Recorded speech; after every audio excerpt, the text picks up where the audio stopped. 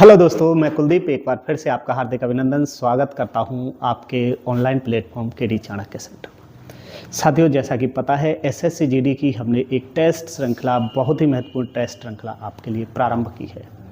उसमें हमने जैसा कि लिख रखा है 20 में से 20 आखिर आप कैसे प्रश्नों को अटेम्प्ट कर पाएंगे, उसका एक ही सबसे बड़ा महत्वपूर्ण संदेश आ जाता है कि आप जितना प्रैक्टिस सेट लगाएंगे उसमें उतनी ही गलतियां आप कम करेंगे, उसमें एक्यूरेसी उतनी ही आएगी और आपकी स्पीड भी साथ साथ बढ़ती जाएगी। तो साथियों, कम से कम 50 से 60 प्रैक्टिस सेट अगर आप हमारे साथ लगा लेते हैं तो मैं दावे के साथ कह सकता हूं कि आप 20 में से 20 क्वेश्चन अटेम्प्ट कर सकते हैं। हमारे तरीके से आप चीज़ों को सॉल्व करिए, उम्मीद है कि आप 20 में से 20 100% करेंगे। चलिए, जैसे किस प्रकार के सवाल पूछे गए हैं, ये बहुत छोटा सा प्रैक्टिस सेट है, धीरे धीरे हम प्रैक्टिस सेट का लेवल बढ़ाते चले जाएंगे। जैसे इसमें सबसे छोटा सवाल ये है मेरे दोस्त, ये कह रहा है कि 10 - 6 - 4 - 2 डिवाइड -2 का मान क्या होगा। आप भी देख पा रहे हैं बहुत छोटा सा सवाल पूछ लिया, लेकिन ये 2019 का सवाल है। तो इसमें आपको करना क्या है, मैंने पहले भी क्लास में उसमें बताया है, इस प्रकार के सवालों को जब करेंगे तो इसमें बोर्ड मास अप्लाई करेंगे मेरे दोस्त। क्या करेंगे? बोर्ड मास। बोर्ड मास में बी का मतलब होता है ब्रैकेट, मतलब कोष्टक, ऑफ का मतलब, ओ का मतलब है ऑफ का मतलब का, इस प्रकार से आपको सॉल्व करेंगे। डी का मतलब है डिवाइड मतलब भागित, एम का मतलब है गुणा मल्टीपल, ए का मतलब है प्लस एडिशन, एस का मतलब है माइनस सब्ट्रैक्शन। तो हमें इस क्रम से इन चीजों को क्या करना है, सॉल्व करना है। तो सबसे पहले आप ब्रैकेट को तोड़ेंगे, फिर का को तोड़ेंगे, फिर डिवाइड को, फिर गुणा को, फिर प्लस या माइनस में से किसी को भी क्या कर सकते हैं, आप सॉल्व कर सकते हैं। अब इसमें आपके लिए है तो कुछ नहीं, अगर 1 से डिवाइड कर रहा है तो यहाँ पे 2 आएगा, 2 में से 2 गया तो 0, ये पोर्शन कितना हो गया मेरे दोस्त, 0 हो जाता है। अब यहाँ से 6 में से 4 गया तो क्या बचेगा, 2, और आगे क्या चिपका हुआ है माइनस, तो 10 में से 2 गया तो 8, इसका क्या हो जाएगा, जवाब हो जाएगा। लेकिन आपके लिए इसका एक छोटा सा थोड़ा सा लेवल अप करके एक क्वेश्चन रखा है, वो आपके लिए होमवर्क है। मैं बता देता हूं कि आपके लिए होमवर्क में क्या रखा है। ये वाला क्वेश्चन आपके लिए होमवर्क के लिए है और सभी मेरे दोस्त इसका कमेंट बॉक्स में कमेंट करके मुझे जवाब बताएंगे, ठीक है। चलिए, आज का नेक्स्ट क्वेश्चन जो आपके लिए है बड़ा ही सिंपल, बहुत अच्छा सवाल। ये ए और सी मिलकर एक कार्य को 120 दिन में करते हैं, पूरा कर सकते हैं। सी तथा ई मिलकर समान कार्य को 80 दिन में पूरा कर सकते हैं। ए और ई मिलकर इसे 160 दिन में पूरा कर सकते हैं। तो ए सी ई मिलकर समान कार्य कितने दिन में पूरा करेंगे? समान कार्य का मतलब है वही कार्य कितने दिन में पूरा करेंगे। तो मेरे दोस्त इसमें कुछ नहीं है, बहुत छोटा सा है। ए प्लस सी कितने दिन में कर रहे हैं? 120 दिन में। कितने में? 120 में। और सी प्लस ई कितने में कर रहे हैं दोस्त? 80 दिन में पूरा कर रहे हैं। और ए प्लस ई कितने दिन में पूरा कर रहे हैं? 160 दिन में पूरा कर रहे हैं। अगर मुझे कार्य कोई डिसाइड करना है, अगर हमें कोई कार्य डिसाइड करना है तो आपको पता है कि जो नंबर्स दिए हुए हैं उनका क्या लेना पड़ेगा, एलसीएम, ठीक है। अगर मैं इनके एलसीएम की बात करता हूं तो दोस्त इनका एलसीएम आ जाएगा 480, और इसी को क्या मान लेंगे हम, कार्य। इसी को क्या मान लेंगे, कार्य। अगर 480 काम को ये 120 दिन में करता है तो हम कहेंगे भाई एक दिन में ये कितना काम करेंगे। कितने लोग हैं? 2 लोग हैं, एक दिन में करेंगे। 12 से डिवाइड करेंगे, 12 चौक 48, तो दोनों का एक दिन का काम है 4। अगर मुझे सी और ई का पता करना है तो सी और ई का तो 8 × 48, एक दिन का काम कितना है, 6। अगर मैं ए और ई का पता करूंगा तो 16 × 3 = 48, इन दोनों का एक दिन का काम कितना है, 3। अगर इन सबको इकट्ठा काम करवाना है तो इन सबका इकट्ठा काम है, साथियों जोड़ दो, इन सबका इकट्ठा काम कितना है, 13 है। लेकिन सदस्य कितने हो गए? तो मैंने सदस्य देखा तो ए और ए 2 सदस्य, मतलब टोटल 2 हैं। तो मैं इसमें से 2 बाहर ले लूं तो ए भी 2, सी भी 2 और ई भी 2 हैं, ठीक है। इन 2 के हिसाब से कितना काम किया है, 13 है।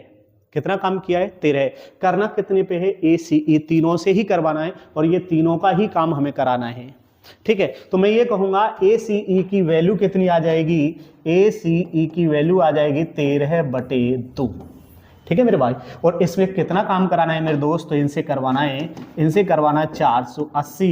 किस दर से करवाना है, 13/2, तो 13/2, 2 ऊपर पहुंच जाएगा तो जवाब हो जाएगा 8।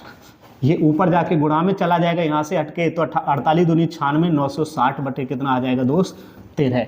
तो इसका जवाब आपको दिखाई दे रहा होगा, 960/13 क्या होगा इसका करेक्ट आंसर। चलिए, नेक्स्ट क्वेश्चन क्या हो सकता है आपके लिए। बेहतरीन छोटा सा सवाल है, बहुत ही प्यारा सा सवाल है। कह रहा है यदि ए बी से 20% कम है तो 2b माइनस ए अपॉन ए का मान क्या है। बड़ा ही छोटा सा सवाल पूछ लिया है एसएससी। कभी कभी तो बहुत छोटे सवाल पूछ लेती है, कभी कभी बहुत टफ सवाल पूछ लेती है, उनको भी आपके सामने लेके आएंगे। पहले हम छोटे छोटे प्रश्नों से आपके लिए रूबरू करा रहे हैं। तो इसमें से कहा है ए जो है बी से कितना कम है 20%। अगर ये 100 है, 20 कम है तो कितना हो गया मेरे दोस्त, ये 80 हो गया। अगर रेशो बनाएंगे तो 20 चौक 80 और 20 पंजे 100। ठीक है मेरे भाई। तो मैंने क्या देखा, ए का वैल्यू कितना आया है 4 और बी का वैल्यू कितना आया है 5 और ये रेशो में सीधे सीधे इसमें पुट कर देता हूं। यहां पर रखने से मैंने पता किया 2b, तो 2 गुणा 5, बी की वैल्यू कितनी है 5 माइनस ए की वैल्यू कितनी है 4 और बटे में क्या है ए बटे में 4। 5 दूनी 10 होता है, 10 में से 4 गया तो 6 बटे 4। तो जवाब क्या आ जाएगा मेरे दोस्त, 3 बटे 2 इसका करेक्ट है। तो ऑप्शन 4 इसका सही होगा। ठीक है, चलिए अब नेक्स्ट क्वेश्चन की बात कर लेते हैं। तो इसमें कहा है कि कुछ इस प्रकार से 12 व्यक्ति एक कार्य के आधे कार्य को 9 दिन में करते हैं। साथियों क्वेश्चन आसान है लेकिन मॉडरेट है, ध्यान से समझना। कह रहा है 12 व्यक्ति एक कार्य के आधे कार्य को 9 दिन में पूरा करते हैं और साथ में कहा है कितने व्यक्ति समान कार्य का मतलब यहां पे एक लाइन और लिख दी, संपूर्ण को 6 दिन में पूरा कर सकते हैं। ठीक है, तो आपको इसमें क्या लगाना है, MDH। हम इसे पहले भी किसी प्रैक्टिस सेट में बात कर चुके हैं बखूबी कि भाई MDH बराबर क्या होता है, MDH बटे में क्या होता है W। साथियों ये MDH वही मसाला है, मसाले के आधार पे ही काम किया जाता है। ठीक है, M का मतलब है आदमी, D का मतलब है दिन, H का मतलब है आवर। जब आवर की बात ना हो, घंटे की बात ना हो तो ये काट दिया जाता है। इसने कहा है पहले कितने व्यक्ति हैं, तो पहले 12 व्यक्ति हैं। कितने दिन में काम कर रहे हैं भैया, 9 दिन में काम कर रहे हैं। और कितना काम कर रहे हैं साथियों, आधा काम कर रहे हैं, मतलब 1/2 काम कर रहे हैं। ठीक है, इसने कहा है कि भैया कितना, कि भाई कितने व्यक्ति मतलब आदमी कितने दिन में पूरा करा रहा है, 6 दिन में पूरा करा रहा है। और कार्य कैसा है बेटा, यहां तो आधा था लेकिन यहां कह रहा है पूरा काम। पूरा का मतलब है एक काम, पूरा का मतलब क्या है, एक काम। अब मैं इसे सॉल्व करूं तो ये 2 ऊपर आ जाएगा, यहां से हटके ये 2 यहां आके गुणा लग जाएगा और यहां से 6 से ये कितनी बार डिवाइड हो जाएगा, 2 बार। 9 दूनी 18, दूनी 36। तो मुझे पता चला कितने आदमी हो गए, 36 आदमी इस कार्य को क्या करेंगे, पूरा करेंगे। तो इसमें ऑप्शन क्या हो जाएगा आपका, 36 हो जाएगा। ठीक है साथियों, चलिए एक बेहतरीन सवाल, छोटा सा लेकिन मजेदार। एक त्रिभुज की भुजाओं का अनुपात कहा है कि 4:3:2 है। त्रिभुज की भुजाओं का अनुपात कितना है, 4:3:2। यदि त्रिभुज का परिमाप 63 सेंटीमीटर है तो सबसे बड़ी भुजा। साथियों कहने को तो ये सवाल है लेकिन अगर तुम्हें आप पेपर में करना चाहते हो तो मुश्किल से 2 सेकंड या 3 सेकंड में इसका जवाब दे सकते हो। इसने कहा है त्रिभुज की जो भुजाएं हैं 4, 3 और 2 के अनुपात में है। ये भुजाओं का अनुपात है। जिसका बड़ा अनुपात होता है मेरे दोस्त वही भुजा क्या होगी, बड़ी होगी। जिसका छोटा अनुपात होगा वही भुजा क्या होगी, छोटी होगी। तो यहां बड़ी भुजा का अनुपात कितना है, 4। तो इसका मतलब जो ऑप्शन होगा वो 4 का मल्टीपल होगा। क्या इसमें 4 का मल्टीपल 21 है, नहीं, तो ये भुजा नहीं हो सकती। क्या ये 4 का मल्टीपल है, नहीं, ये भुजा नहीं हो सकती। क्या ये 4 से डिवाइड होता है, मल्टीपल है, नहीं, तो ये भी क्या नहीं हो सकती, इसकी भुजा नहीं हो सकती। ये 4 का मल्टीपल है तो सबसे बड़ी भुजा क्या हो सकती है, केवल 28 हो सकती है। कैसे करें, ये कह रहा है यदि त्रिभुज की भुजाओं का परिमाप कितना है, 63 सेंटीमीटर है, तो सबसे बड़ी भुजा पता करनी है। ठीक है मेरे दोस्त, तो अगर तुम्हें परिमाप के बारे में ज्ञात हो तो किसी भी आकृति का जो परिमाप होता है भुजाओं का योग होता है मेरे भाई। क्या होता है, भुजाओं का योग। और भुजाओं का योग यहां से कितना बन रहा है, 4, 3, 7 और 2 9 बन रहा है। लेकिन ये जो बना है ये किस में बना है, अनुपात में। लेकिन वास्तविकता है कितनी, कि 63 सेंटीमीटर है। मतलब 9 की वैल्यू कितनी है साथियों, 63। तो कितनी बार भाग लग रहा है, 7 बार। जितनी बार यहां बातें हुई हैं उतनी बार यहां गुणा लगा दो तो वैल्यू कितनी हो जाएगी, 28। तो आपका जवाब कितना हो जाएगा, 28 सेंटीमीटर क्या हो जाएगी, बड़ी भुजा। आप ऐसे करने के बजाय आप ये देखते कि बड़ी भुजा का अनुपात क्या है, तो बड़ी भुजा का अनुपात 4 है तो वो 4 का मल्टीपल हो गए। ठीक है मेरे भाई, चलिए नेक्स्ट क्वेश्चन क्या होता है। नेक्स्ट क्वेश्चन आपको बताना है, बड़ा लाजवाब सवाल है कि आप इसमें कितना समय देने वाले हैं। साथियों ये सवाल जो है आपका टाइम खोटा करने के लिए दिए गए हैं, लेकिन आप अगर थोड़ा सा दिमाग लगा दो तो इसमें मुश्किल से मुश्किल आप 4 सेकंड में इस सवाल को कर सकते हैं। साथियों इसने कहा है कि एक लंबवर्तीय शंकु का आयतन 1232 सेंटीमीटर क्यूब है। यदि शंकु की लंबाई मतलब ऊंचाई 24 सेंटीमीटर है तो इसके आधार की त्रिज्या बतानी है। तो मैं आपको बता दूं, अगर किसी भी शंकु का आयतन अगर कंप्लीट वैल्यू में है, कैसी वैल्यू में है मेरे भाई, कंप्लीट वैल्यू में है, तो इसका मतलब यह है कि जो रेडियस है, जो त्रिज्या है मेरे दोस्त, त्रिज्या 7 का गुणांक होगी। क्या मेरे भाई, त्रिज्या किसका गुणांक होगी, 7 का। आखिर में ऐसा क्यों कह रहा हूं, आखिर में ऐसा इसलिए कह रहा हूं कि शंकु का जो आयतन होता है, तो शंकु का जो आयतन है मेरे दोस्त, जो आयतन की बात कर दें तो आयतन होता है 1/3 पाई आर स्क्वायर एच। ठीक है, क्या होता है, 1/3 पाई आर स्क्वायर एच। और तुम्हें बखूबी पता है कि भाई इसमें जो बैठा है, इसमें 22 बटे क्या बैठा है, 7। ठीक है, अगर यहां हाइट तुम देख पा रहे हो, हाइट 24 है जो 7 से नहीं कटेगी, है ना। हाइट कितनी है मेरे दोस्त, हाइट क्या है, 24 है जो 7 से नहीं कटेगी। तो इसमें एक ही चीज बची कि जो रेडियस है वो किससे कटने वाली है, 7 से कटने वाली है। ठीक है, इसीलिए इसमें रेडियस जो है 7 का मल्टीपल होगी, क्योंकि हाइट कितनी है, 24, जो 7 का मल्टीपल नहीं है। और कंप्लीट आपका क्या आ रहा है, आयतन।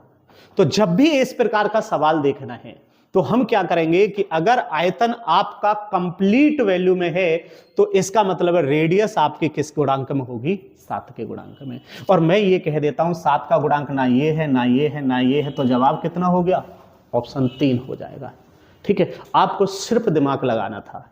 आप पूरे 20 में से 20 इसी आधार पे सवाल कर सकते हैं, अन्यथा आपके लिए समय बहुत कम पड़ने वाला है, क्योंकि 60 मिनट में आपको 80 प्रश्न करने हैं, जिसमें से मैथ है, रीजनिंग है, जो ज़्यादा से ज़्यादा टाइम लेता है। ठीक है, चलिए अगला सवाल ऐसा ही तो तुम बखूबी कर सकते हो। इसमें कहा गया है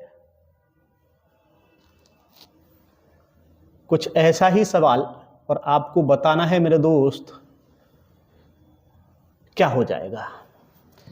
एक लंबवर्तीय शंकु का आयतन 64 है सेंटीमीटर क्यूब है। यदि शंकु की लंबाई कितनी है, मतलब हाइट 12 दे दी है, इसका मतलब ये 7 का गुणांक नहीं है हाइट, तो इसका मतलब हाइट 7 से नहीं कट रही है, तो रेडियस 100% किस में होगी, 7 के मल्टीपल में होगी। ठीक है साथियों, तो जब भी आपसे आधार की त्रिज्या की बात करता है तो इस प्रकार से हम कहेंगे वो 7 का क्या होने वाली है, गुणांक होने वाली है। तो यहां 7 का गुणांक देखो, ये है क्या, नहीं है, ये है, यस, ये भी नहीं है, ये भी नहीं है, तो आपका ऑप्शन क्या हो गया, ऑप्शन 2 हो गया। मात्र 2 सेकंड में आप इन सवालों को फोड़ सकते हो, हाँ या ना। अगर आप इसे पूरा करने बैठोगे तो कम से कम 1.5 मिनट ले जाओगे, 1.5 मिनट इस पर और 1.5 मिनट इससे पहले वाले पर, टोटल 3 मिनट अगर आपने इसमें ले लिए तो इसका मतलब है आपने 7-8 प्रश्नों का क्या कर दिया, अपना नुकसान कर दिया। तो साथियों आपको इस प्रकार से क्वेश्चनों को क्या करना है, टैकल करना है। चलिए ऐसे ऐसे प्रश्न, बहुत अच्छे अच्छे प्रश्न आपको कराने जा रहे हैं। ऐसा ही एक बेहतरीन सवाल ये है, बताइए इसमें क्या लगा सकते हैं आप। इसने पूछा है 8 संख्याओं का औसत 44 है, यदि प्रत्येक संख्या में y जोड़ा जाता है तो औसत 47 बन जाता है, y का मान क्या है। साथ ही बहुत सारे लोग बहुत अलग अलग तरीके से इस सवाल को करने का आइडिया बताते हैं, लेकिन आपको मैं सेकंडों में इस सवाल को तोड़फोड़ करने की बात बताऊंगा। पहले बस आप औसत को समझ लीजिए कि औसत क्या है। तो मैं कहता हूं, मैंने पिछली भी वीडियो में ये बात बताई है, अगर किसी ने पहली वीडियो नहीं देखी है तो देखें। औसत कुल आर्टिकल का योग बटे कुल आर्टिकल, मतलब उनकी संख्या को क्या कहते हैं मेरे भाई, औसत कहते हैं। और इस चीज का जो मतलब है, इसका जो अर्थ है, इसका अर्थ है कि भाई प्रत्येक का मान, क्या भाई, प्रत्येक आर्टिकल का क्या हो जाएगा, वैल्यू ही क्या कहलाएगी, औसत कहलाती है। प्रत्येक आर्टिकल का वैल्यू या मान, बात समझ में आ गई। ठीक है, औसत क्या है, प्रत्येक आर्टिकल का मान ही क्या है, औसत। जैसे आपने देखा कि भाई किसी, मान लो 5 संख्याओं का औसत मैंने कह दिया, ये 5 संख्याएं हैं और इनका औसत 20 है, तो इसका मतलब ये हुआ प्रत्येक संख्या कितने की है मेरे दोस्त, 20-20 है। प्रत्येक संख्या क्या है 20-20 है। ठीक है, 20-20 है तो इनका योग करेंगे तो 100 हो जाएगा और 100 को 5 से डिवाइड करेंगे तो वापस क्या मिल जाएगा 20। इसीलिए कहा जाता है कि जो औसत है प्रत्येक का मान, प्रत्येक आर्टिकल का मान ही क्या कहलाता है औसत। अगर मैं ये कह दूं कि प्रत्येक में 5 जोड़ दें, प्रत्येक में 5 जोड़ दें तो प्रत्येक में 5 जोड़ा तो प्रत्येक की वैल्यू कितनी बढ़ी है 5। तो इसका मतलब ये हुआ प्रत्येक का वैल्यू 5 बढ़ा है तो औसत भी कितना बढ़ा है 5। तो औसत कितना हो जाएगा मेरे दोस्त, तो औसत हो जाएगा 25। जोड़ने की जरूरत ही नहीं है। मैं कह दूं प्रत्येक से 2 घटा दें तो 2 घटाएंगे तो प्रत्येक से 2 घटेगा तो यहां भी 18, 2 घटाएगा, प्रत्येक से 2 घटाए मेरे दोस्त, प्रत्येक से 2 घटाए तो कितना बचेगा 18, 18, 18, 18, 18। तो सबकी वैल्यू समान है तो यही क्या है औसत। औसत का मतलब है सबको बराबर करना है। ठीक है, तो यही बात कह रहा है, तो इसी कॉन्सेप्ट को यहां अप्लाई करना है। यह कह रहा है 8 संख्याओं का औसत 44 है। ठीक है, इसने एक लाइन बोली यदि प्रत्येक संख्या में y जोड़ दें, प्रत्येक का मतलब समझ गए होंगे, प्रत्येक आर्टिकल में अगर y जुड़ जाता है तो औसत कितना बन जाता है मेरे साथियों 47। तो इसका मतलब है पहले कितना था 44, अब कितना हुआ है 47। क्या हुआ है 47। और y कहां जुड़ा है प्रत्येक जगह जुड़ा है, y कहां जुड़ा है प्रत्येक जगह जुड़ा है। तो कितना जुड़ा है टोटल, y की वैल्यू ही कितनी है 3, है ना। औसत कितना बढ़ा है 3, औसत कितना बढ़ा है 3। तो इसका मतलब है 3 ही प्रत्येक जगह जुड़ा है। तो इसका जवाब सीधे सीधे क्या हो जाएगा, ऑप्शन फर्स्ट इसका करेक्ट जवाब हो जाएगा कि भाई इसमें y का जो मान है वही क्या है आंसर। तो आंसर कितना होगा 44 में कितना जुड़ा है 47 होने के लिए 3। तो ये y की वैल्यू है कि प्रत्येक जगह क्या जुड़ा है y जुड़ा है, और y को ही क्या कहा जाता है औसत। औसत ही क्या जुड़ा है आपका 3। ठीक है, कि प्रत्येक संख्या में y जोड़ा जाता है। औसत 44 से कितना हो गया 47, तो औसत कितना बढ़ा है 3। औसत बढ़ा है मतलब प्रत्येक की वैल्यू बढ़ी है। जैसे मैंने यहां कहा प्रत्येक में 2 जोड़ दें 3 घटा दें, तो प्रत्येक में घटा रहे हैं बढ़ा रहे हैं तो औसत में क्या हो रहा है प्रत्येक के हिसाब से चेंज हो रहा है। तो यही क्या इसका y इसका जवाब हो जाएगा। तो हम इसे सीधे सीधे कह सकते हैं औसत बढ़ता है तो प्रत्येक की वैल्यू बढ़ती है, और प्रत्येक की वैल्यू क्या है हमारी y, और औसत बढ़ा कितना है 3, तो y बराबर कितना हो जाएगा 3। तो जवाब क्या है 1 इसका करेक्ट आंसर होगा। ठीक है, चलिए नेक्स्ट क्वेश्चन क्या हो सकता है जरा देखिए। बहुत बेहतरीन क्वेश्चन आपके लिए क्या हो सकता है, ये वाला। साथियों अगर आप इसे कर सकते हो तो मुझे कमेंट बॉक्स में जरूर बताना कि इसका जवाब क्या होने वाला है।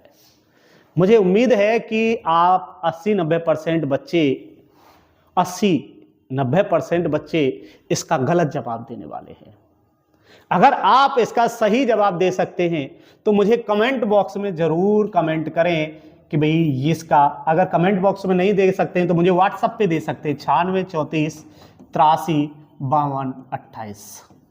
इस पे मुझे कमेंट करके बताएं कि इसका जवाब क्या होने वाला है। मुझे उम्मीद है कि आप 80% बच्चे इसका गलत जवाब देने वाले हैं, और फिर मैं इसका नेक्स्ट वीडियो में इस क्वेश्चन का आपको सॉल्यूशन दूंगा। ठीक है साथियों, चलिए ये एक छोटा सा होमवर्क है, ये बहुत अच्छा सवाल है, आने वाले पेपर के हिसाब से ये बेहतरीन सवालों में से एक है। सवाल कहता है रमेश 75 वस्तुएं 10,800 रुपए की खरीदता है तथा उनका 5 वस्तुओं के विक्रय मूल्य के बराबर क्या हानि पर बेचता है। एक वस्तु का विक्रय मूल्य क्या है। ठीक है साथियों, तो आपके लिए ये ऑप्शन है, और मुझे उम्मीद है कि आप सभी लोग गलत जवाब देने वाले हैं 80% बच्चे। अगर आप वीडियो देखें तो जरूर, अगर कमेंट नहीं कर सकते हैं तो आप व्हाट्सएप करें इस नंबर पे। ठीक है, तो मैं इसका जवाब नेक्स्ट वीडियो में दूंगा, तब तक आपके कमेंट का और आपके जवाब का इंतजार करता हूं। चलिए नेक्स्ट क्वेश्चन दोस्तों,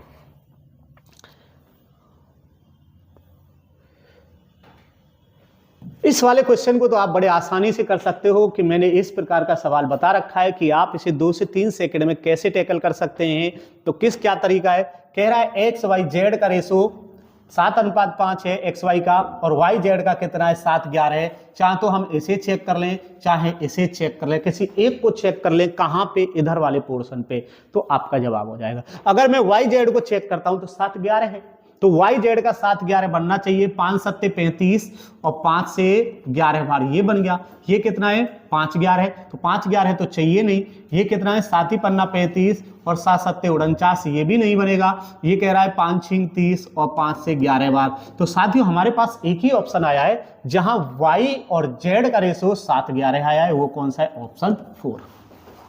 इस प्रकार के सवालों को आप मुश्किल से 5 से 7 सेकंड में सॉल्व कर सकते हैं। जरूरी नहीं है कि आप पूरा ये वाला प्रोग्राम बनाएं। अगर आप सवाल को 20 क्वेश्चनों को 15 सेकंड या 15 मिनट या 20 मिनट में करना चाहते हैं, 20 के 20 सवाल, तो आप इस तरीके से लॉजिक लगाइए।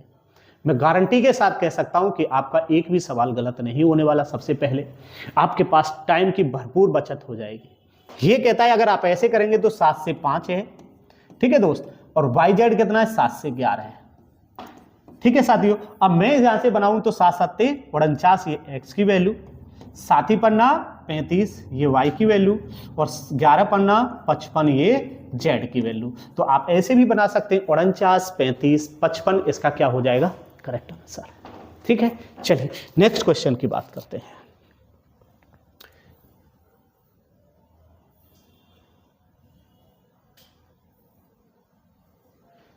ऐसा ही एक सवाल यह है कि आपको बताना है कि इसमें कहा गया है P अनुपात Q बराबर 5:6 है मेरे दोस्त, और कहा है R Q कितना है 25:9 है। तो P और R का अनुपात क्या है, कह दिया है P अनुपात Q 5:6 है, R अनुपात Q मेरे भाई R अनुपात Q है 25:9 है। आपसे पूछा है P और R का पूछा है मेरे भाई, इन दोनों का पूछा है, ठीक है। लेकिन समझने वाली बात क्या है, यहां पर जो Q है, अब के Q को कॉमन किया है भैया। किसे कॉमन किया गया है, Q को। Q को कॉमन किया है तो Q को समान कर दो मेरे भाई। क्या कर दोगे, समान। समान का मतलब है इनका एलसीएम द्वारा इसे समान कर लिया जाएगा। तो मैं कहूंगा 9 और 6 का एलसीएम कितना है 18। इसे 18 बनाने के लिए 2 से गुणा, इसे 18 बनाने के लिए 3 से गुणा मेरे भाई, ठीक है। अगर 3 से गुणा यहां किए तो 3 से गुणा यहां करोगे, 2 से गुणा यहां किए तो 2 से गुणा यहां करोगे। तो मुझे पता चला P का वैल्यू कितना है और R का वैल्यू कितना है मेरे भाई। P का वैल्यू बनेगा 5 से 15 और R का वैल्यू बनेगा 25 दूनी 50, और रेशो बनाएंगे तो 5 या 15 और रेशो बनाएंगे तो 5 से 10 बार। तो रेशो कितना आ गया मेरे भाई, 3:10। इसका क्या हो जाएगा, करेक्ट जवाब हो जाएगा, ठीक है। अगर वीडियो पसंद आती है तो प्लीज लाइक और शेयर करना ना भूलें। चलिए नेक्स्ट क्वेश्चन क्या है मेरे भाई, बेहतरीन सवाल है, आपके आने लायक सवाल है। कहा जा रहा है मोहित एक स्थान A से चलना प्रारंभ करता है तथा स्थान B पर 12 घंटे में पहुंचता है। वह दूरी का 1/5 भाग 6 किलोमीटर प्रति घंटे की गति से तय करता है तथा शेष दूरी 8 किलोमीटर प्रति घंटे की चाल से तय करता है। A और B के मध्य दूरी क्या है। साथियों इसके 2 मेथड हैं। पहला मेथड देख लीजिए, ये कह रहा है 1/5 भाग, क्या मेरे भाई 1/5 भाग कितनी चाल से, 6 किलोमीटर प्रति घंटे की चाल से। अगर मैं कहूं पूरा भाग तो मैं कहूंगा कुल पूरी दूरी को तय करेगा 6 × 5 बराबर 30 किलोमीटर प्रति घंटे की चाल से, ठीक है साथियों। कह रहा है शेष, अगर 1/5 है तो बचा कितना, 4/5 भाग 8 किलोमीटर प्रति घंटे की चाल से तय कर रहा है। तो मैं कहूंगा बराबर वाली वैल्यू कट जाती है, 4 दूनी 8 और 5 से गुणा लगाएंगे तो कुल दूरी को कितने समय से, 5 दूनी 10, पूरी दूरी तय करेगा 10 किलोमीटर प्रति घंटे की चाल से, ठीक है मेरे दोस्त।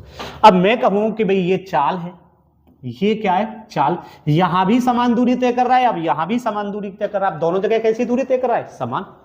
तो मैं ये कहूंगा इनका क्या ले लेता हूं फिर, एलसीएम।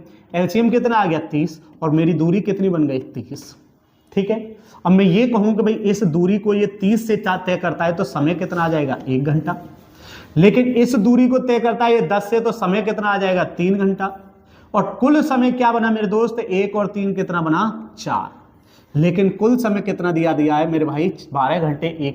4 की वैल्यू कितनी है 12 है, तो 1 की वैल्यू कितनी आ जाएगी 3, 1 की वैल्यू कितनी आ गई 3, और दूरी हमने मान कितनी रख गई 30। तो 30 की वैल्यू जब निकालेंगे तो 30 × 3 बराबर साथियों कितनी आ जाएगी 90 किलोमीटर। कितना आने वाला है इसका जवाब कि भाई वह दूरी कितनी है A और B के बीच, तो वह है 90 किलोमीटर। ऑप्शन 20 का करेक्ट होगा। हम दूसरा भी तरीका इसमें अप्लाई कर सकते हैं। किस प्रकार से अप्लाई कर सकते हैं जरा देखिए एक बार। अगर मैं ये कहूं भाई, मैंने कहा दूरी का कितना हिस्सा 1/5, मैंने कह दिया कुल दूरी 5 है, इसका 1/5 मतलब एक हिस्सा, 1/5 का मतलब एक हिस्सा इसने 6 किलोमीटर प्रति घंटे की चाल से तय किया। 5 में से 1 चला गया तो कितना बचा? 4 हिस्सा इसने 8 किलोमीटर प्रति घंटे की चाल से तय किया। अरे हाँ है ना। अब मैं इसे सॉल्व करूं तो मैं इसका क्या ले लूं? एलसीएम कितना बनेगा? 24। मैंने इसी को क्या कह दिया? दूरी। मैंने कहा इस 6 से 24 का कितना हिस्सा? 1, तो मैंने कहा 24 का 1 है, तो कितनी दूरी? 24। यहां से कितनी ये 24 कितनी बार है? 4 बार, तो 24 की गुणा यहां लगाओ। टोटल दूरी बन गई साथियों 24 प्लस 24 चौके 96, तो टोटल दूरी बनी 120। टोटल दूरी कितनी बनी है? 120। इस 120 को तय करना है इसे। अगर मैं कहूं कि भैया 6 की चाल से तय कर रहा है, कितनी चाल से तय कर रहा है? 6 की चाल से तय कर रहा है, तो मैं 6 से डिवाइड करूंगा तो कितना समय ले रहा है? 4। यहां किससे तय कर रहा है? 8 से डिवाइड करूंगा तो 8 से 3 बार, 4 तिया 12। टोटल समय कितना लिया मेरे दोस्त? तो यहां से लिया 16, लेकिन टोटल समय दिया कितना है? 12। मतलब 16 की वैल्यू कितनी है? 12, तो 1 की वैल्यू कितनी हो जाएगी? 12/16। ठीक है। जब 1 की वैल्यू आ गई तो हमें कितने की चाहिए? 120 की, तो 12/16 यहां गुणा लगा दो, तो हम कहेंगे 4 चौक 16 और 4 तिया 12, 4 से इसे डिवाइड कर दो 30 बार, तो 30 तिये 90, तो दूरी कितनी बनेगी? 90 किलोमीटर। ठीक है मेरे दोस्त, इस वाले टॉपिक को हम आपके एक लास्ट वीडियो में करा चुके हैं, समय दूरी चाल में ये टॉपिक करा दिया है। चलिए इसका जवाब क्या हो जाएगा? 90 kilometre per hour. Next question देखिए, आज का बेहतरीन क्वेश्चन होगा जो आप कर सकते हैं। चलिए एक छोटा सा सवाल ये भी है, पहले इसे सॉल्व कीजिए। कह रहा है एक राशि पर चौथे वर्ष का चक्रवृद्धि ब्याज, क्या मेरे दोस्त? चक्रवृद्धि ब्याज। ये 2019 का प्रैक्टिस सेट है, उसमें कुछ ऐसे ही आसान है, लेकिन अब चीजों को हम थोड़ा सा लेवल लेके आएंगे, तो धीरे धीरे हम चीजों का लेवल बढ़ाएंगे। चलिए, एक राशि पर चौथे वर्ष का चक्रवृद्धि ब्याज 6,000 रुपए तथा 5वें वर्ष का चक्रवृद्धि ब्याज कितना? 6,750 है। आपको पता है चक्रवृद्धि ब्याज क्या होता है? ब्याज पर भी ब्याज। ठीक है। चलिए, और इसने कहा है तो वार्षिक संयोजन से किया जाता है, तो ब्याज की दर क्या है? तो मैंने कहा कि भैया 6,000 थी पहले ब्याज, और अब कितनी है? 6,750। कितना ब्याज मिला है? 750 का। ये ब्याज किस पे मिला है? इस वाले पे। तो हम कहेंगे भैया दर बराबर आर, तो हम कहेंगे 750 बटे कितना? 6,000। परसेंटेज बनाने के लिए क्या करेंगे? गुणा 100, 2 जीरो से यहां से चटकाओ, 1 जीरो यहां से चटकाओ, 6 से डिवाइड कर दो, कितना बार जा रहा है? 12.5 है। तो जवाब क्या होने वाला है इसका? 12.5% क्या हो जाएगा? इसका जवाब हो जाएगा। चलिए, बहुत आसान सवाल था। नेक्स्ट क्वेश्चन ब्याज पर आधारित ये रहा। 42 रुपए की राशि साधारण ब्याज की दर से 3 वर्ष में 5,082 हो जाती है, ब्याज की दर क्या है? राशि कितनी है मेरे दोस्त? तो ब्याज है आपकी 4200 हो जाती है या हो गई? क्या बन जाएगा? मिश्र धन, तो 5,082 ये मिश्र धन अमाउंट कहलाएगी। भाई क्या कहलाएगी? अमाउंट, मिश्र धन। कितना ब्याज मिला? अगर 4200 रुपए की राशि 5,082, तो ब्याज हो गया 882। ये क्या है? ब्याज। ठीक है दोस्त। कितने समय में हुआ है? तो समय है 3 वर्ष। कितना है? 3 वर्ष।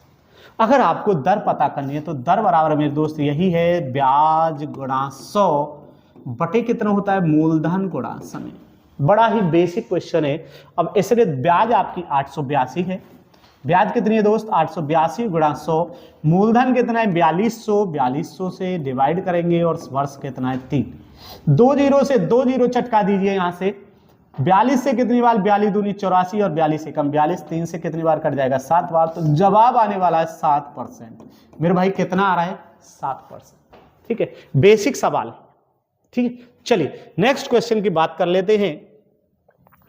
नेक्स्ट क्वेश्चन क्या होगा इसमें जो आप कर सकते हैं? बेहतरीन सवाल हो सकता है आपके लिहाज से ये वाला। दो संख्याएं 16 तथा 20 के महत्तम समापवर्तक मतलब HCF, लघुत्तम समापवर्तक मतलब LCM का अनुपात क्या है? ठीक है दोस्त, तो अगर हम कहें भैया HCF और LCM इन दोनों का अगर हमें अनुपात निकालना है और मेरे पास है 16 और 20, ठीक है। अगर HCF देखेंगे तो दोनों का अंतर देखेंगे, कितना है साथियों 4। क्या देखेंगे अंतर, क्या देखेंगे अंतर, अंतर कितना है 4, 4 इसे डिवाइड करता है, हाँ 4 इसे डिवाइड करता है, हाँ तो हम कहेंगे भैया HCF क्या हो जाएगा हमारा 4। अगर मुझे इनका एलसीएम चाहिए तो एलसीएम कौन सी संख्या देखेंगे, बड़ी संख्या। जब भी एलसीएम देखना है तो हम बड़ी संख्या को ही नेता बनाएंगे, बड़ी संख्या को ही क्या बनाएंगे एलसीएम। एलसीएम होता है वह छोटी से छोटी संख्या जो सभी से क्या हो जाए डिवाइड। क्या ये डिवाइड है 20 से तो है, लेकिन किससे नहीं है 16 से नहीं है। आखिर क्यों नहीं है, तो इस 20 का पहाड़ा पढ़ो, 20 दूनी 40, क्या 20 से डिवाइड है, हाँ लेकिन 16 से अभी भी डिवाइड नहीं है। 20 का पहाड़ा फिर पढ़ो, कितना 20 दिए 60, क्या 16 से डिवाइड है, नहीं है। 20 का पहाड़ा पढ़ो, 20 चौक 80, क्या 16 से डिवाइड है, हाँ 16 से डिवाइड है। मतलब ये वह संख्या है जो 20 से भी डिवाइड है और 16 से भी, तो यही क्या बन जाएगा आपका एलसीएम। तो एलसीएम कितना आ गया 80। अगर इनका मुझे अनुपात लेना है मेरे भाई, अगर अनुपात लेना है तो 4 एकम 4 और 4 से कितनी बार कट गया ये 20 बार, तो ये क्या आ जाएगा इसका 1:20 क्या है इसका करेक्ट आंसर होगा। 1:20 क्या हो जाएगा इसका करेक्ट आंसर हो जाएगा मेरे भाई, ठीक है। 1:4 इसका 1:20 क्या है इसका करेक्ट आंसर है। चलो साथियों, कुछ सवाल जो सबसे ज्यादा पूछा जाने वाला है, डिस्काउंट। क्या मेरे भाई डिस्काउंट में से कह रहा है एक वस्तु का अंकित मूल्य उसके क्रय मूल्य से कितना अधिक है, 60% अधिक है। यदि वस्तु को 20% लाभ पे बेचा जाता है तो छूट परसेंट क्या है, ठीक है। देखो साथियों, ये कह रहा है सीपी है, फिर एमपी बनेगा और फिर क्या बनेगा एसपी। ध्यान से देखना, सीपी का मतलब है क्रय मूल्य, सीपी का मतलब क्या है क्रय मूल्य, खरीदने का मूल्य क्या कहलाता है कॉस्ट प्राइस, मतलब क्रय मूल्य। अंकित मूल्य को कहते हैं मार्क प्राइस, तो ये अंकित मूल्य है। और सेलिंग प्राइस को मतलब बेचने वाला मूल्य कहलाता है विक्रय मूल्य, मतलब एसपी सेलिंग प्राइस, ठीक है दोस्तों। ये हमारे मूल्य है। इसने कहा है जो अंकित मूल्य है क्रय मूल्य से कितना अधिक है 60%। अगर आपका सीपी 100 है, कह रहा है अंकित मूल्य क्रय मूल्य से 60% अधिक है, तो ये कितना है 160, 60% अधिक है। ये लो 60% अधिक है, ठीक है। फिर ये कहता है कि यदि वस्तु 20% लाभ पर बेच दी जाए तो बेटा लाभ और हानि जो होता है वो सदैव होता है क्रय मूल्य पे। अगर 100 की वैल्यू 20% लाभ पे बेची जा रही है तो कितने में बेची जा रही है मेरे दोस्त 120 में, 20% लाभ, ठीक है। तो इस विक्रय मूल्य कितना बन गया 120। अब मैं ये कहूंगा वस्तु थी अंकित मूल्य था 160 और विक्रय मूल्य है 120, तो कितनी छूट दी है यहाँ पे, तो 160 की वैल्यू 120 में बेची है तो 40 की क्या दी है छूट। कितने पे दी है मेरे दोस्त, तो छूट दी है आपकी 160 पे। जो डिस्काउंट परसेंट होता है तो मैं कहूंगा छूट बटे किस पे होता है डिस्काउंट, सदैव एमपी परसेंटेज बनाने के लिए गुणा 100, ठीक है। ये वैल्यू यहां पे सेट कर, तो छूट कितनी है 40। अरे भैया छूट कितनी है 40 है, कितने पर दी है अंकित मूल्य पे, तो 160, परसेंटेज बनाएंगे तो गुणा 100। तो 4 से कितनी बार 4 बार और 4 से कितनी बार 25 बार, तो डिस्काउंट परसेंट क्या हो गया मेरे भैया, तो डिस्काउंट परसेंट हो गया 25। तो इसका जवाब कितना होना है 25, इसका करेक्ट जवाब है, ठीक है। चलिए नेक्स्ट क्वेश्चन की बात कर लेते हैं कि नेक्स्ट क्वेश्चन क्या है। इस प्रकार से एक प्रश्न, यदि एक 12 वर्ष के लड़के को एक नए लड़के से बदलते हैं तो 18 लड़कों की औसत आयु कितने से बढ़ जाती है। साथियों बढ़ जाती है, कितने से बढ़ती है 1.5 वर्ष से बढ़ जाती है। नए लड़के की आयु क्या है, क्या मेरे भाई नए लड़के की आयु क्या है। ये कह रहा है यदि एक 12 वर्ष के लड़के को एक नए लड़के से बदल दें तो जो 18 लड़के हैं, क्या मेरे भाई 18 लड़कों की औसत आयु कितने से बढ़ जाती है, तो 1.5 वर्ष से बढ़ जाती है, ठीक है। तो कह रहा है नए लड़के की आयु क्या है। एक बात मानो कि भाई ये हमारे 18 लड़के हैं, एक गया और एक आया, ठीक है। एक गया और एक आया, तो ये कह रहा है कि भाई नया लड़का कितनी आयु का है। तो लड़का कितने का है मेरे भाई, 12 वर्ष का है। 12 वर्ष का गया है, अगर ये 12 ही वर्ष का आता ना तो औसत कम होगा ना औसत ज्यादा होगा। ये कहता अगर 12 वर्ष का गया है 12 का ही आता तो औसत में कोई चेंज नहीं था, जितने का गया उतने का आ जाओ, कोई दिक्कत है क्या, है ना। लेकिन इसने क्या किया कि ये तो गया है और इसको आने से ये कितना वर्ष बढ़ा दिया है, औसत 1.5 वर्ष बढ़ा दिया है। कितने लोगों पे बढ़ाया है, 18 लोगों पे। 18 लोगों के हिसाब से औसत क्या होता है, प्रत्येक पे बढ़ना। औसत क्या है, प्रत्येक की वैल्यू। अगर 18 मतलब प्रत्येक पे कितना बढ़ा है, 1.5, तो 18 पे कितना बढ़ा है, तो 18 पंजे 90 और 18 एकम 18 और 9 कितना हो गया, 27। कितना मेरे भाई, 27। कितनी वर्ष फालतू लेके आया है, तो ये वर्ष फालतू लेके आया साथियों 27। कितनी वर्ष फालतू लेके आया है, 27 वर्ष फालतू लेके आया। अगर ये 12 का ही आता तो ना औसत घटता ना बढ़ता, क्योंकि 12 वर्ष का गया है, 12 का ही आया तो कोई चेंज नहीं है। औसत बढ़ा है तो कुछ उम्र फालतू लेके आया है। तो कितनी उम्र फालतू लेके आया, 1.5 वर्ष औसत बढ़ा है, तो प्रत्येक पे कितना बढ़ा है, 1.5। तो हम कहेंगे 18 पे कितना बढ़ा है, 27 वर्ष। ठीक है मेरे भाई, इन दोनों को जोड़ दो तो कितना बन जाएगा आपका, तो 12 और 27 हो जाएगा साथियों 39। तो जो नया लड़का आया है वो कितने वर्ष का आया है, 39 वर्ष का नया लड़का आया है। ठीक है साथियों, तो ये बात आपको ध्यान रखनी है कि गया आया। ठीक है, चलिए जी नेक्स्ट क्वेश्चन क्या होगा, ये वाला कह रहा है दोस्तों, एक कमरे की लंबाई चौड़ाई ऊंचाई 16, 12 और 15 मीटर है। उस कमरे में रखी जाने वाली सबसे लंबी छड़ की लंबाई। आपको पता है कि मान लो अगर कमरा एक घनावकार की लंबाई कह रहा है, ये कोई कमरा है, ठीक है, ये कोई क्या है, एक कमरा है मेरे दोस्त। ठीक है, अब ये कह रहा है इसकी लंबाई ये है, इसकी ऊंचाई ये है, इसकी चौड़ाई ये है। ठीक है, अब ये कह रहा है लंबाई है आपकी 16 और इसकी चौड़ाई है साथियों इसकी 12 है और ऊंचाई है इसकी 15 है। तो ये कह रहा है इसमें सबसे लंबी छड़ क्या आ सकती है।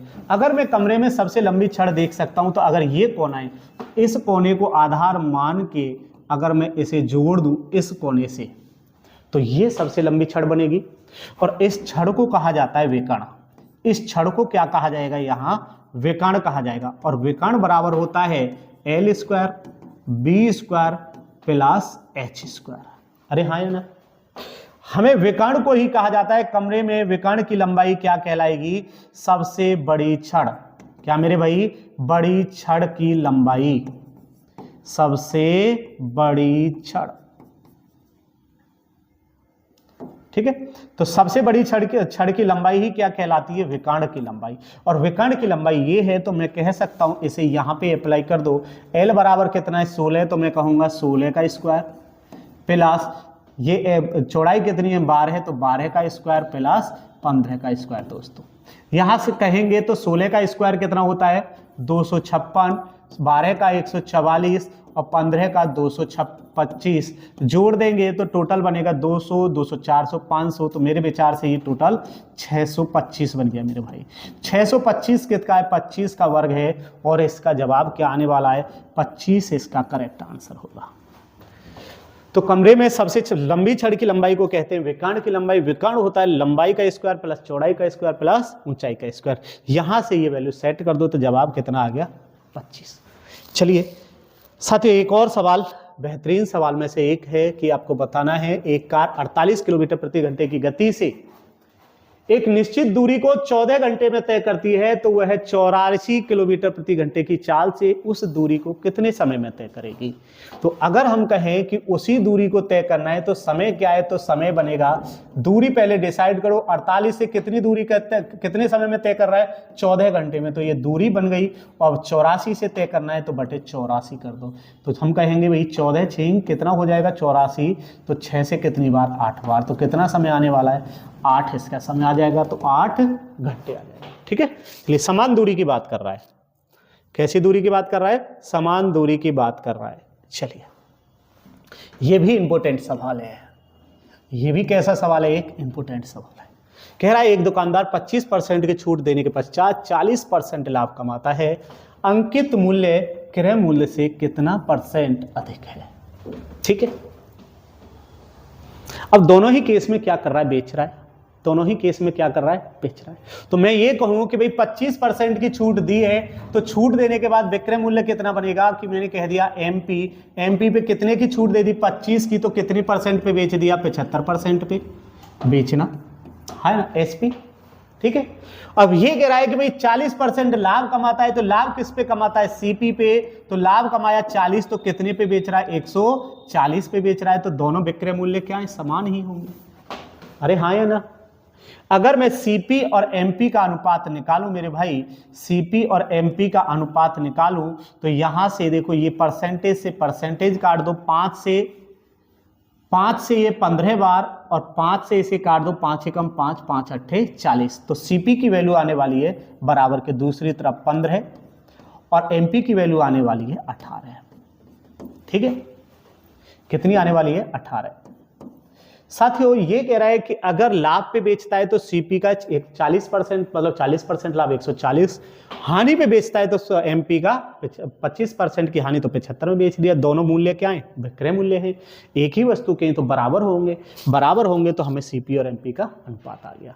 अब यहां से कह रहा है कि भाई, कह रहा है कि अंकित मूल्य क्रय मूल्य से कितना परसेंट अधिक है, तो ये क्रय मूल्य है और ये अंकित मूल्य है, कितना अधिक है, 3 अधिक है। किससे अधिक है, 15 से, तो हम कहेंगे 3/15 गुना 100, 3 से 5 बार और 5 से कितनी बार मेरे भाई, 20% क्या है, अधिक है। क्या मेरे भाई, 20% क्या है, 5 दूनी 10, सॉरी, ये 5 दूनी 10, 5 अट्ठे 40, तो ये 28 बनेगा दोस्त। कितना बनेगा, 28 बनेगा। तो यहां से जो वैल्यू बचने आने वाली है वो कितना अधिक है, 13 अधिक है।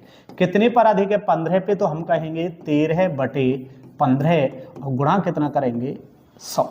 गुणा कितना करने वाले हैं, 100। अब इसे डिवाइड करेंगे 5 से 3 बार, 5 से 20 बार, और 13 दूनी 26, तो 260/3, 3 अट्ठे कितनी बार जाएगा, 24, तो बचा 3 छिंग 18, 3 छिंग 18, 3 छिंग 18 डॉट डॉट डॉट, तो हम कह सकते हैं इतना परसेंट, मतलब ऑप्शन बी इसका करेक्ट जवाब होगा। ठीक है, दूसरा तरीका कैसे अप्लाई कर सकते हैं साथियों, जब भी आपको सीपी और एमपी का क्या चाहिए, रेशो, तो आप सीधे सीधे लिखेंगे सीपी और एमपी। साथियों सीपी कुछ नहीं है, ये क्रय मूल्य है, ये क्या है, क्रय, और ये क्या है, अंकित। ठीक है, अगर मुझे इनका अनुपात डायरेक्ट चाहिए तो मैं ये कहूंगा 100 माइनस जो डिस्काउंट दिया है, डिस्काउंट हटा देंगे, अनुपात 100 प्लस जो प्रॉफिट है उस प्रॉफिट को जोड़ देंगे, जो लाभ है, क्या मेरे भाई, जो लाभ है। ठीक है, अब इसने कहा है कि भैया कितना डिस्काउंट दिया है, 25, तो 100 में से 25 घटा दो, तो कितना बन जाएगा, 75। कितना बन जाएगा, 75। 100 में कितना जोड़ना है, लाभ कितना है, 40, तो कितना हो गया, 140, तो कितना बन जाएगा, तो 5 से इसे 15 बार, 5 से इसे क्या कर देंगे, 5 दूनी 10, 5 अट्ठे 40, 28 बार, तो ये कट जाएगा, तो यहां से 13 आएगा, 13 बराबर कितना होगा, 13/15 गुणा 100, मतलब यही पोर्शन आपका निकल के सामने आएगा। तो आप डायरेक्ट इस कॉन्सेप्ट को भी लगा सकते हैं, बेहतरीन कॉन्सेप्ट है। ठीक है, चलिए नेक्स्ट क्वेश्चन की बात कर लेते हैं, कुछ बेहतरीन से क्वेश्चन यहां से आपको बताना है, ये वाला सवाल, बस 2-3 सवाल और हैं। पहले सवाल आपको ये वाला बताना है कि साथियों इसका जवाब क्या होने वाला है इस वाले का। 2019 में हर शिफ्ट में इस प्रकार के सवाल आपके लिए पूछे गए हैं, और आपको एक खास बात बता दूं, आरपीएफ की बहुत बड़ी भर्ती आपके सामने बहुत जल्द आने वाली है, उसमें ऐसे कम से कम 3 सवाल आपको देखने के मिलेंगे, 3 से 4 सवाल, क्योंकि आरपीएफ में 40 का गणित आता है, 40 की रीजनिंग आती है, बचा पोर्शन जीएस का होता है मेरे दोस्त। ऐसे ही अगर मैं यूपी पुलिस की बात कर दूं तो यूपी पुलिस की भी भर्ती आपको जनवरी या फरवरी में देखने को 100% मिलने वाली है, और उसमें भी ये 4 से 5 क्वेश्चन आपके पूछे जाते हैं, इसीलिए मैंने प्रत्येक प्रैक्टिस सेट में इन क्वेश्चनों को डाला है। तो इसमें पूछा गया है कि दिए गए बार चार्ट में 7 क्रमागत वर्षों Y1 से 7 के लिए व्यय और राजस्व का अनुपात दर्शाया गया है मेरे दोस्त। व्यय राजस्व का क्या दिखाया गया है, अनुपात दिखाया गया है। तो लाभ प्रतिशत किस वर्ष के लिए न्यूनतम है, लाभ प्रतिशत किस वर्ष के लिए न्यूनतम है। साथियों आपको अगर इसे थोड़ा सा ध्यान लगाना है तो इसमें जो y7 का जो अनुपात दिखाया है तो y7 है 96, क्या मेरे भाई 96/100। ठीक है, दूसरा कह रहा है कि y4 का कितना है 90 बटे कितना है 100। ठीक है दोस्त, और ये कह रहा है y3 का कितना है साथियों, y3 का 84/100। पॉइंट का मतलब है अगर मैं इससे पॉइंट हटा दूं तो पॉइंट हटाने के बाद कहां चला जाते हैं, ये नीचे चला जाएगा। ठीक है, राजस्व कितना है 100 है, खर्च कितना कर दिया, देखो ये कह रहा है व्यय और राजस्व, ऊपर वाला व्यय है और नीचे वाला क्या है, राजस्व है। राजस्व का मतलब है आपके पास जो संपत्ति है। ठीक है, ये कह रहा है इसमें से इसने कितना खर्च कर दिया 96, तो बचा कितना 4, कितना बचा 4, तो मैं कहूं 4/100 और परसेंटेज बनाना है कितना ये, तो कितना परसेंट आया, मात्र 4% है ना। अब ये कह रहा है ये 90 है तो कितना बचा 10, तो ये 10% हो गया 100 पे। ये कितना बचा, यहां से कितना बचा 16, तो ये 16% हो गया। बात समझ में आ रही है कि लाभ का परसेंटेज बचाना है मेरे भाई। 100 में से 96 गया तो कितना बच रहा है, मात्र 4, तो सबसे कम रहा ये, तो इनमें ये क्या रहा, सबसे कम, और सबसे कम ही आपसे पूछा है ना। तो जवाब क्या होने वाला है y7, और सबसे अधिक पूछता तो क्या होता है इनमें y3। तो ध्यान रखना व्यय का खर्च अगर अधिक है तो वो कम है, व्यय का मतलब जो व्यय है जो खर्च है वो कम है तो वो अधिक है, और व्यय अगर ज्यादा है तो वो कम है। किस केस में, लाभ के केस में। ठीक है, तो मैं डायरेक्ट क्या कह सकता था, न्यूनतम पता करना था तो सबसे ज्यादा कौन खर्च कर रहा है, ये कर रहा है, तो इसलिए इसका सबसे कम लाभ होने वाला है। जो सबसे ज्यादा खर्च करेगा उसका लाभ कम, जो सबसे कम खर्च करेगा उसका लाभ ज्यादा। ठीक है मेरे दोस्त, तो यही ये बात यहां कही गई है कि भाई खर्च कितना करता है 96, राजस्व कितना है 100 है, तो बचा कितना, लाभ कितना रहा 4 रहा, तो ये सबसे कम होने वाला है इसमें। ठीक है, तो इसका जवाब क्या हो जाएगा, ऑप्शन 1 करेक्ट आंसर होगा। चलिए नेक्स्ट क्वेश्चन क्या है, ऐसे ही कुछ क्वेश्चन आपके लिए 2 और इसमें आपको बताना है मेरे दोस्त। ये कह रहा है पाई चार्ट को बनाने के लिए 7 विभिन्न प्रकार की J1 J2 से लेकर J7 में लगने वाले समय, क्या मेरे भाई समय को दर्शा रहा है, और किसके समय को दर्शा रहा है, कार बनाने में लगने वाले समय को दर्शा रहा है। और इसने कहा है कि कुल समय प्रतिशत के रूप में दर्शाया जाता है। कार बनाने में कुल कितना समय लगता है साथियों, 12 घंटे। अगर कार बनाने में 12 घंटे लग रहा है तो ये 100% किसकी वैल्यू, परसेंटेज क्या होता है अपने आप में 100, तो 100% की वैल्यू कितनी है 12 घंटे। अगर मैं 1% की वैल्यू निकाल दूं मेरे भाई यहां से, तो 1 की वैल्यू हो जाएगी, 0 से 0 चटका दूं, 1 की वैल्यू हो जाएगी 12 घंटे। ठीक है, यहां से 1% की वैल्यू निकाल ली। अब आपके लिए सवाल बहुत आसान हो गया। इसने कहा J2 और J5 प्रक्रिया में कुल कितना समय लगेगा। J5 आपकी ये रही और J2 आपकी ये रही, टोटल कितनी हो गई 18 12 कितना परसेंट, 30%। कितना मेरे भाई 30, 1% की वैल्यू 12, तो भैया 30 की वैल्यू कितनी हो जाएगी, तो मैं कहूंगा 12 गुणा 30 बराबर 360 घंटे। ठीक है मेरे दोस्त, 1% की वैल्यू कितनी है 12, 30% की वैल्यू कितनी हो जाएगी 12 गुणा 30, बड़ा सिंपल हो गया। ठीक है, तो कितना हो जाएगा 360, इसका जवाब हो जाएगा। नेक्स्ट क्वेश्चन इसी पे से पूछ लिया गया है, कह रहा है कि भैया J1 J4 प्रक्रियाओं में लगने वाले समय के बीच का अंतर क्या है मेरे भाई। ठीक है, हमें पता किया था 1% की वैल्यू कितनी आई थी 12 घंटे। ठीक है, अब ये कह रहा है J1 और J4, J1 कितना है साथियों, J1 है आपका 14, J4 कितना है 8। इन दोनों के बीच में अंतर कितना है, तो 14 और 8 के बीच है 6% का अंतर। 1 की वैल्यू इतनी है तो 6% की वैल्यू लगा दो, 12 गुणा 6 बराबर कितना हो जाएगा 72 घंटे। आपको क्या करने वाले हैं, इन दोनों के बीच लगने वाले समय कितना होगा 72 घंटे। ठीक है साथियों, तो ऑप्शन क्या हो जाएगा, ऑप्शन इसका 4 हो जाएगा। साथियों अगर वीडियो अच्छी लगी है तो लाइक और शेयर करना ना भूलें। आज के लिए इतना ही, फिर एक नई वीडियो नए कॉन्सेप्ट के साथ आपसे मुलाकात होगी। तब तक के लिए जय हिंद, नमस्कार दोस्तों।